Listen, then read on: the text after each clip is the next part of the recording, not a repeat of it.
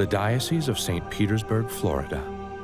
The story of the faith here began with the dedication of Spanish missionaries. It came of age with the formation of the diocese in the years after the Second Vatican Council, and is still being written today under the leadership of its current apostle, Bishop Gregory Parkes. An apostle is one who is sent to preach the gospel, and so the disciples of Jesus were sent forth. So to be in that lineage, I think is significant, and it's important and a special blessing as a bishop. This is the story of the bishops of America, the shepherds of the past and the shepherds of today, who through their callings and ministry carry the church into the future. It's also the story of their parish, their church, the cathedral.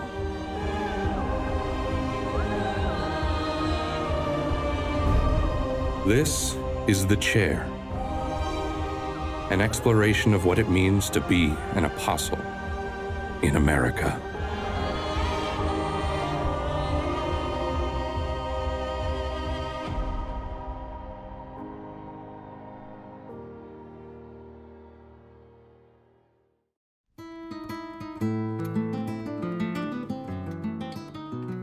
Located on the central Gulf Coast of Florida, St. Petersburg is the second largest city in the Tampa Bay area. It's also the see city of the Diocese of St. Petersburg.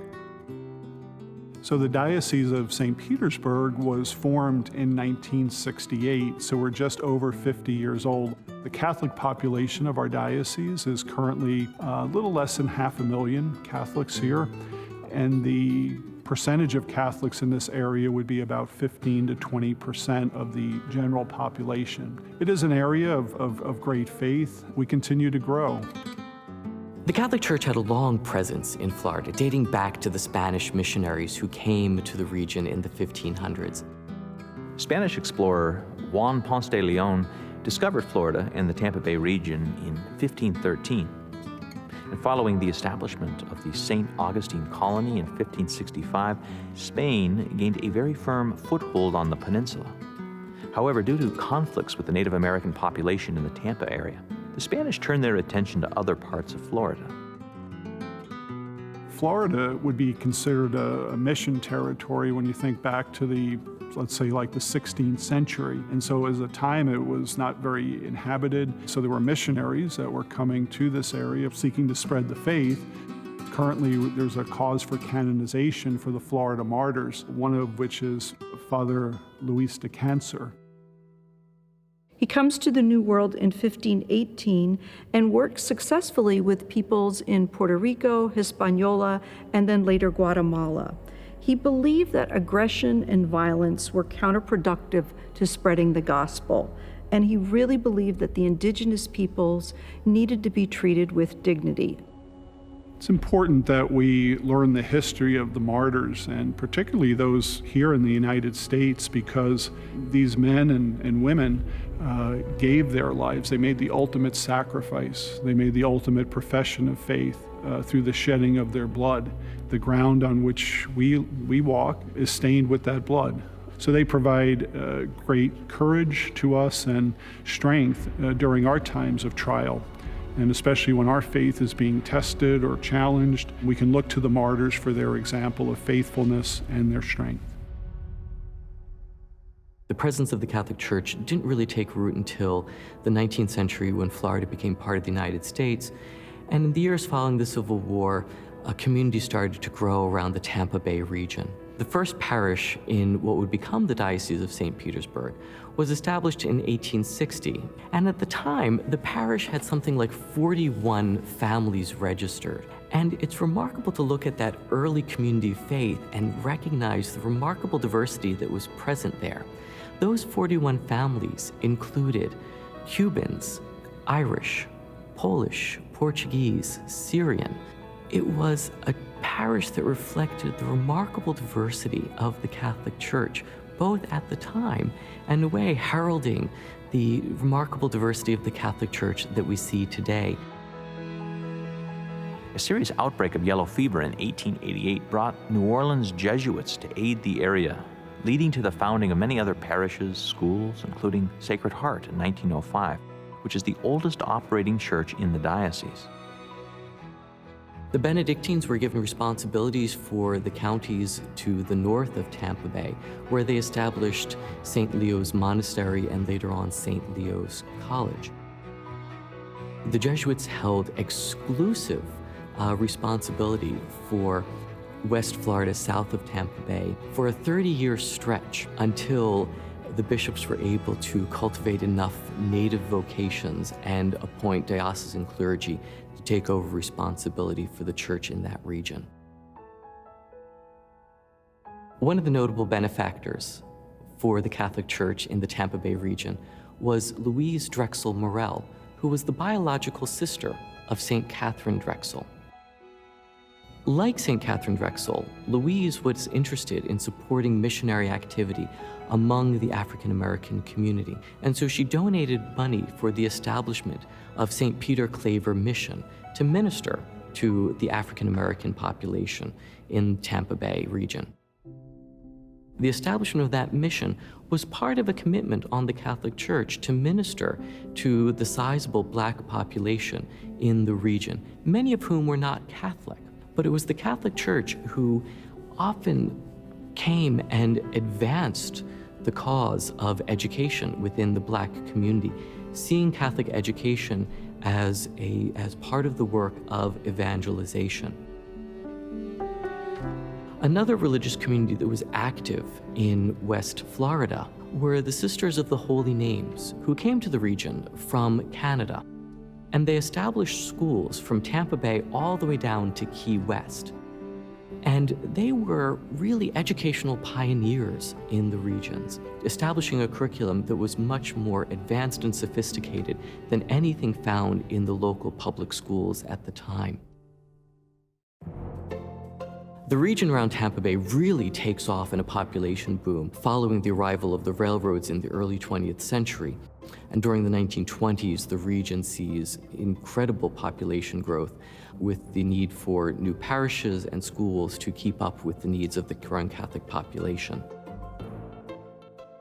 Following World War II, the Tampa Bay region saw an economic boom and a population growth that brought rapid change to the area. Bishop Joseph Hurley of St. Augustine was up to the challenge of shepherding this quickly changing demographic. Bishop Hurley provided for the deeper institutional formation of the church in Florida through the establishment of schools and parishes. 40% of the parishes in the Diocese of St. Petersburg were founded during Hurley's tenure. Plans to establish a diocese on Florida's west coast began as early as the mid-50s. The Diocese of Miami was established first in 1958, and soon after, the Diocese of St. Petersburg was founded in 1968, which comprised territory from both the Diocese of St. Augustine and Miami. Installed as the first bishop of the area was Bishop Charles McLaughlin. Bishop McLaughlin inherited many priests from the Diocese of St. Augustine as well as from the Diocese of Miami, and worked very hard to gain their cooperation and trust with one another in the years to come. He also fostered many native vocations as well and was a strong supporter of the Florida seminaries.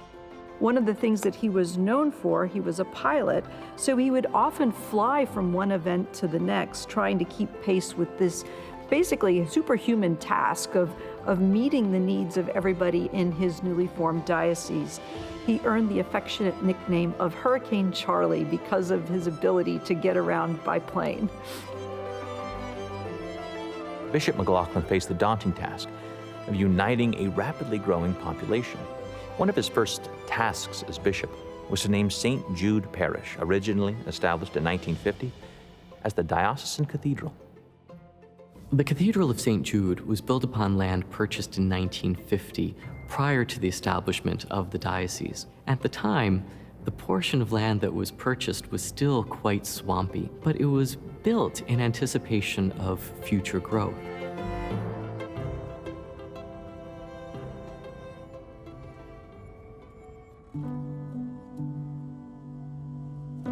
St. Jude, of course, is the patron saint of impossible causes or hopelessness. So I think when we have those moments of desperation, St. Jude is one of the saints, one of the apostles that we look to in prayer for his intercession and for his help. And the origins of how this original parish church became known as St. Jude was that there was a parishioner whose son was in a terrible accident and was badly injured. His dad prayed through the intercession of St. Jude for his recovery, and the young man was fully restored. And so when the parish was being formed, this father suggested to the founding pastor that the parish be named St. Jude. And that's how we got our name. Previously, St. Jude was a parish church established in 1950. So it was elevated to the status of a cathedral in 1968. The original cathedral that was on this side had fallen into some disrepair and was in need of renovation. In 2013, the renovations were completed, which is what you see here today, this beautiful cathedral that we're in. It's pretty significant. While the overall floor plan is kind of similar, the cathedral was almost, it was brand new in a certain sense, the one that we're in today. The Cathedral of St. Jude in St. Petersburg, Florida is located at the intersection of two of the busiest streets in the city of St. Petersburg. While the cathedral maintains a Latin cross shape, which is typically associated with Western architecture, it does incorporate certain Byzantine or Eastern elements.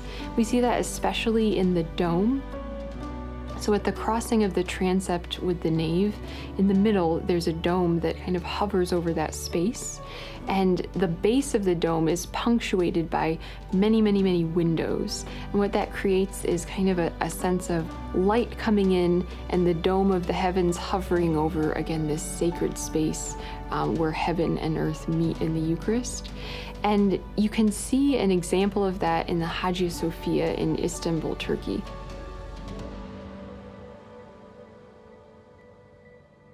So the cathedral, of course, receives its name from the cathedra, which is the chair of the bishop. The cathedra represents the teaching and preaching office of the bishop, and it's where the bishop presides from when he celebrates Mass at the cathedral. It's very typical for the bishop to have his coat of arms near or above the cathedra, as I do here in St. Petersburg. So in my coat of arms above the cathedra, the left side would be representative of St. Petersburg, the diocese of which I'm currently bishop. The upper right-hand side of my coat of arms are three stags, which are from my family, the Parkes coat of arms. And so I have that represented there for my family history. And then the lower part represents the two dioceses in which I've served, Orlando with the Cairo symbol, as well as Pensacola, Tallahassee with the Sacred Heart. So those are just symbolic of the two places I've served before being here in St. Petersburg. The cathedra in St. Jude Cathedral represents Bishop Parkes' role as the Apostle of St. Petersburg. I was born and raised on the south shore of Long Island in a town called Massapequa and lived there for the first 18 years of my life. Attended St. Rose of Lima Catholic school for 8 years and then graduated from Massapequa High School. My parents, as well as my two brothers, grew up there. My dad worked for a bank in New York for a number of years. They eventually relocated to Florida, where he went to work for the Orlando Utilities Commission. My mom actually earned a master's degree in theology and became a director of faith formation at a number of different parishes. I went to college at Florida State University in Tallahassee. I graduated with a degree in finance, studied business. I thought I wanted to get into business. Eventually went to work for a bank in Florida for 7 years before discerning my call to the priesthood. I do have a brother who's a priest. My younger brother, Stephen, was ordained in 1998 for the Diocese of Orlando, and I was ordained in 1999. In July of 2020, Bishop Gregory Parkes' brother Stephen was named the next bishop of the Diocese of Savannah. My brother and I were in the seminary together for 3 years. I eventually was asked to go to Rome to finish my studies there, my theology, and then earn a degree in canon law. But my brother and I, just a year apart in age, so we were good friends. They were very good years together in seminary, and it's really a special gift and a blessing to have a brother who shares the same vocation. The day I was ordained a priest, of course, was the best day of my life. I mean, it was a day of joy, a day of happiness. I felt like I was finally fulfilling or doing God's will. I had been searching and trying to find happiness and fulfillment in my life. And it wasn't until I discerned my call to the priesthood and then ultimately was ordained that I found that ultimate joy. Well, my first year as a priest, actually, I returned to Rome to finish my studies in canon law. Then once I returned back home after that year, I was assigned to a parish as a parochial vicar to Holy Family Parish in South Orlando and served there for almost 5 years before being named chancellor of the diocese and eventually pastor of a new parish, which we started in Orlando. I was 47 years old when I was appointed a bishop by now Pope Emeritus Benedict, and 48 years old when I was ordained. I found out that I had been appointed a bishop. I was working at the chancery at the diocese in Orlando and received a message from my parish. Archbishop Vigano had called me and left a message and wanted me to call him. I was in a meeting at the time, so I couldn't call him back right away. But I thought it was kind of strange that the nuncio would be calling me, so I thought either he had something to tell me or I was in trouble. So when I finally did call, he informed me that the Holy Father, Pope Benedict, had appointed me the Bishop of the Diocese of Pensacola, Tallahassee. Of course, it was a great surprise to me. It's nothing you ever expect or prepare for. And I asked him if I could have some time to think about it and to pray about it. And he said, well, you can, or you can just tell me yes now. And so I did tell him that, relying on God's help, that I would accept that appointment and would do my best to fulfill the Holy Father's will. An apostle is one who is sent to preach the gospel. And so the disciples of Jesus, who were the first apostles, were sent forth. They didn't just stay in Jerusalem. They went forth from there to proclaim the good news, to teach about Jesus of Nazareth and all that he did and all that he said. So to be in that lineage is a great responsibility, to be called by God to go forth even today and to continue to spread the good news, to preach and to teach about Jesus Christ. I think is significant, and it's important and a special blessing as a bishop. On November 28, 2016, Pope Francis appointed Bishop Parkes as the next Bishop of St. Petersburg. When I received the call or the news that I had been appointed Bishop of St. Petersburg, I was actually in Baltimore at the bishop's meeting in November of 2016. I had just arrived there. It was a Saturday afternoon. I had just arrived in Baltimore at the hotel, checked in, and all of a sudden I get a call on my cell phone from Washington, D.C., informing me that the Holy Father, Pope Francis, had appointed me the Bishop of St. Petersburg. And 30 days later, I was here in St. Petersburg. I moved from Pensacola to St. Petersburg to become the 5th bishop of our diocese. Again, it's not a call that you expect to receive, and so you just trust in God's will. There's the practical aspects of moving quickly from one city to another, and had some help with that. But you have to transition very, very quickly when you get that call that you've been appointed bishop of a new diocese. So here in the Diocese of St. Petersburg, like many dioceses in the United States, we have a multicultural aspect to our diocese. While we're primarily English speaking, we have a growing Hispanic population, as well as some other different cultural groups that are present here in our diocese, and we try to reach out and to minister and serve them. And of course, to come to an understanding that we're all one family here, even though we come from different cultures, different backgrounds, that we're all members of God's family. For me as a bishop, I would share with the Holy Father, the thing I'm probably most proud of is our priests. I'm very blessed as Bishop of St. Petersburg to have a wonderful presbyterate, very faithful, prayerful, dedicated men to serve with me and to serve our people here in St. Petersburg. I think to a great extent today, many people live as if God doesn't exist.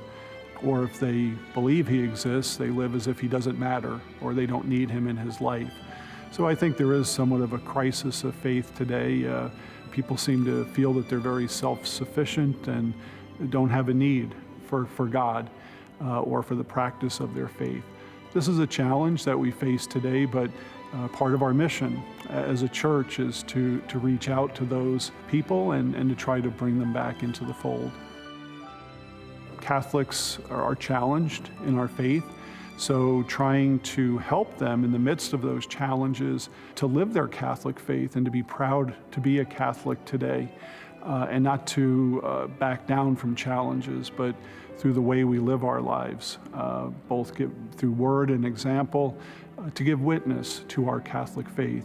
And then, of course, to invite others to come to know Jesus Christ and to have a personal relationship with him, and ultimately to partake of the grace that we receive in the sacraments.